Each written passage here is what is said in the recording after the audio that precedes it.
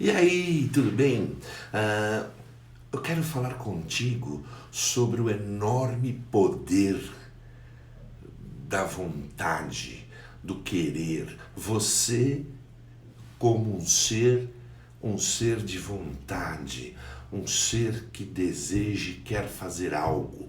É incrível o poder que isto tem nas nossas vidas. Veja as pessoas apáticas, que não têm desejo, que não têm vontade. Elas vivem um mundo muito apático, parece que anêmico, sem prazer, sem motor de propulsão, de motivação, né? Aquela automotivação, ok? Então eu quero contar aqui para vocês um processo na minha vida, porque eu sempre fui um ser de muita vontade. Fui teimoso, bati cabeça bastante, errei muito, ainda erro, tive muitos resultados bons, também muitos resultados ruins, mas nunca faltou a vontade de querer ir para o próximo nível, a vontade de querer realizar mais, a vontade de querer conhecer mais, de galgar caminhos, de, sabe, alçar voos não voados antes, ok? Então, quando eu tinha 18 anos, eu trabalhava como analista, né? Analista departamental numa área do Grupo Itaú, numa área de crédito imobiliário. Estava fazendo uma carreira ali, né? Estudando e tal, mas e nas horas vagas eu trabalhava num regime de tempo antes que tinha um pouco mais de tranquilidade, o mundo era menos veloz como hoje, e eu sempre gostava, eu estudava violão clássico.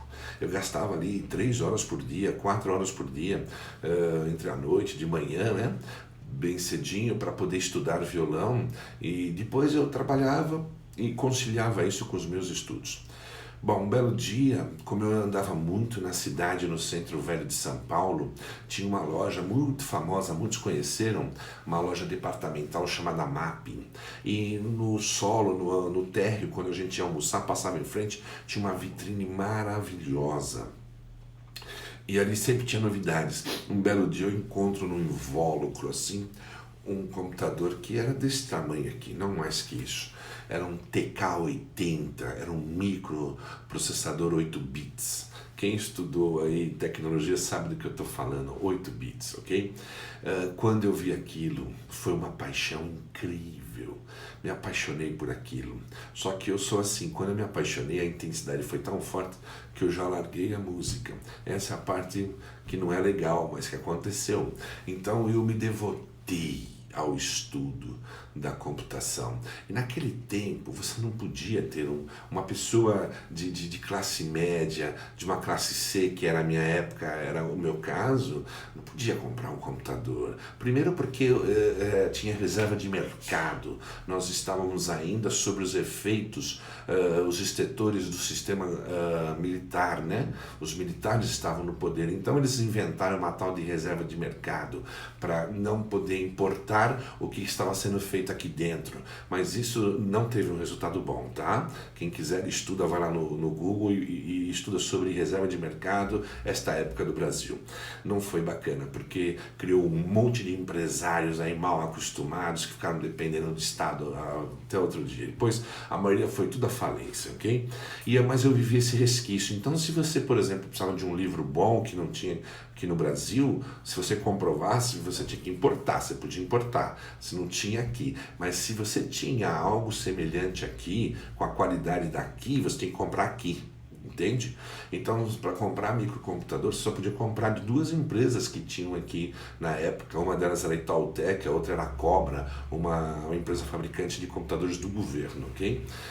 E imagina, eu posso chutar, eu lembro muito bem, né, microcomputadores de US$ 4.000. Você teria que gastar hoje R$ 15.000, R$ 20.000 para ter uma máquina daquela na sua casa. Embora ela tinha uma característica de ser computador pessoal, mas você não conseguiria ter na sua casa. Você de classe média, só pessoas mais abastadas, ok? E aí então quando eu vi aquilo, eu fiquei doido. Eles estavam no invólucro, parecia um ET, né, que estava chegando à Terra. Mas o que eu fiz? No meu departamento tinha uns 60 pessoas e o Itaú disponibilizou um microcomputador dele, da Itautec, para esse departamento. Era um departamento que fazia muitos textos, né? Porque trabalhava com parte de crédito imobiliário e bastante na área advocatícia, tinha que registrar contrato em cartório, tinha que, de vez o banco vendia imóveis, comprava o tempo todo, então eu trabalhava muito eu era um redator de texto, eu digitava muito, não é? Aí naquela época ainda tinha as máquinas de escrever, ainda que eram eletrônicas, mas tinham, né? E aí o banco substituiu por os primeiros computadores. Mas no meu departamento tinham 60 pessoas, tinha só um microcomputador e tinham 6, ou se não me engano, de 5 a 6 escriturários para poder fazer os textos, as minutas, os contratos, não é? E aí o que eu fazia? O expediente começava às 8 horas, eu chegava às 7, sempre.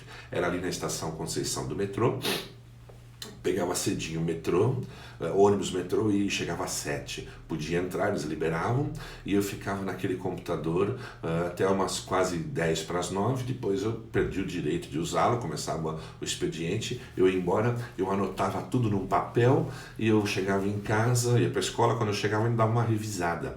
Por quê? Eu escrevia os programas no papel, fazia um negócio chamado teste de mesa. Então você deu erros, eu anotava as mensagens que davam no visor do compilador, lá do computador, e aí depois eu ia tentar olhar a escrita, eu tinha uma impressão daquilo que eu digitei e ficava lá fazendo correção.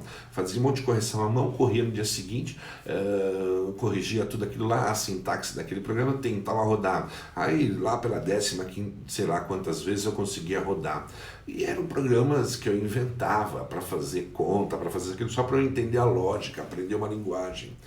Então, depois disso, eu lembro que eu fui fazer ciências da computação e eu descobri que um dos professores de computação tinha uma software house. Naquela época era muito normal, comum ter alguma software house, né, no começo de tudo. Você não tinha uma TOTOS, você não tinha uma SAP, você não tinha nada disso. Então, eu fiquei um ano fustigando esse professor, um ano no pé dele, um ano inteirinho, me lembro muito bem. Primeiro ano do curso eu fiquei no pé dele inteiro.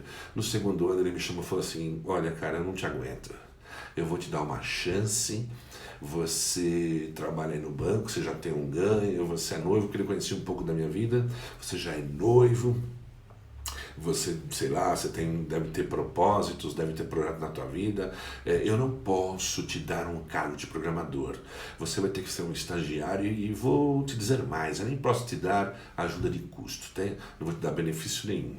E naquele tempo, falando de 35, um pouco mais, né? 35 anos, ainda essas leis trabalhistas, a regulamentação, tudo ainda era muito fraco, né? Então eu me sujeitei, saí do banco com uma mão atrás, uma na frente, como diria o vovô, e não fiz acordo, o banco não me demitiu, pedi demissão, peguei aquele tantinho, tinha alguma reserva pouca, conversei com a minha mãe que era à frente da minha casa, estava na frente de tudo, eu dava sempre uma parte do meu salário para ela, para poder compor os gastos da casa, o orçamento. E aí eu falei: mãe, eu tenho que fazer isso. Ela falou: meu filho, eu sei que você tem que fazer. Você está apaixonado, vai e faça, lute pelo que é do seu sonho, por aquilo que você quer. E como é que você vai fazer? Eu vou dar um jeito, eu vou fazer alguma coisa, né? Fazia tempo que ela não trabalhava, então ela foi fazer alguma coisa lá com a família, não lembro, e ela conseguiu repor parte disso. A gente já viveu muito apertado por um tempo, mas eu fiquei quase 7, 8 meses mais ou menos sem ter nenhum ganho naquela empresa. Mas ele me disse: o que eu posso te dar são programadores bons, você senta ali, fica ali com eles o tempo todo, faz o que eles te peçam e aí você vai aprender. E foi assim mesmo. Muito sofrimento, muitas horas de sem dormir, muitas vezes querendo desistir porque não sabia nem por onde começar, e os programadores não tinham tempo, jogavam listas na mesa de código de programa, e eu ficava estudando, anotando, falavam com eles. Bom, conclusão de tudo isso, foi por este caminho. Quando eu me tornei um programador de computador no ano de 86, oficializado, passei pelo estágio, fui efetivado, passei por aquela software house que foi uma escola maravilhosa, a minha carreira deu uma deslanchada, chegando até onde eu cheguei hoje, sócio CEO da Tetralon, que já tem 35 anos de mercado, só eu tenho quase 32 anos ali, consegui realizar tanta coisa na minha vida, tudo pela vontade incrível, pelo propósito de me tornar um programador de computador por uma paixão. É preciso sim ter paixão. Eu já ouvi dizer que esse negócio de paixão, isso aí só atrapalha. Olha, veja, você não precisa ser desequilibrado, entendeu? Mas tem que arder lá dentro, tem que ter vontade, tem que querer. Não é assim que a gente encontra alguém, que a gente faz um programa, um projeto de viver com esta pessoa, que a gente sente algo por ela, não é? Tem uma troca, a gente quer estar com ela, é gostoso estar com essa pessoa. Assim é também na tua profissão, assim é também naquilo que você vai realizar. Tem que ser aquilo que você gosta, que toca o teu coração, aquilo que te tira um pouquinho do eixo, que te faz levantar com maior vontade, entendeu? Tem que ter paixão, e a paixão ela gera essa vontade incrível, e a vontade gera um querer, e esse querer tem poder sim, ok?